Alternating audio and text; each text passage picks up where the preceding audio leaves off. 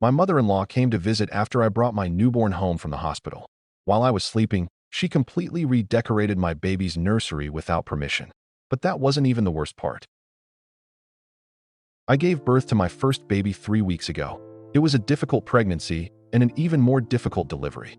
I was exhausted, overwhelmed, and just trying to adjust to being a new mom.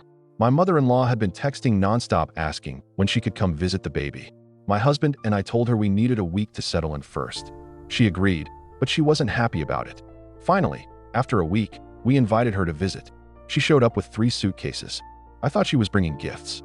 Instead, she announced she'd be staying for 2 weeks to help with the baby. We never agreed to this, but I was too exhausted to argue. The first day, she criticized everything I did. The way I held the baby, the way I fed her, even the way I changed her diaper.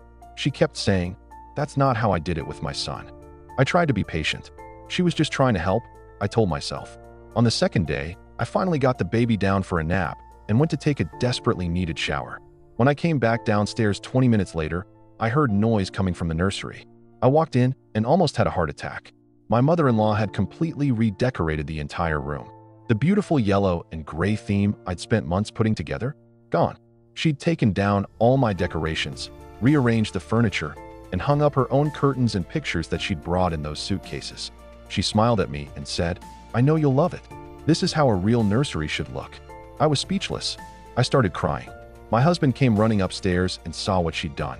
He immediately told her to put everything back the way it was. She refused. She said she'd put too much work into it and that I was being ungrateful. That's when my husband told her she needed to leave. Immediately, she threw a tantrum, screamed that we were keeping her from her grandchild, that she'd never forgive us. We had to physically escort her out of the house. She left, but not before telling everyone in my husband's family that I was an unstable new mother who wouldn't let her help. Now half his family isn't speaking to us. They think I'm overreacting and that she was just trying to be helpful. But here's the thing. She completely disrespected my space, my choices, and my autonomy as a new mother. And she did it while I was at my most vulnerable. My husband had to spend hours putting the nursery back together. I cried the entire time. We've now blocked her from visiting until she apologizes. She still hasn't. Speaking of nightmare mothers-in-law, here's another story that proves some people never learn. A woman shared her story about her mother-in-law wearing white to her wedding. But this wasn't the first time.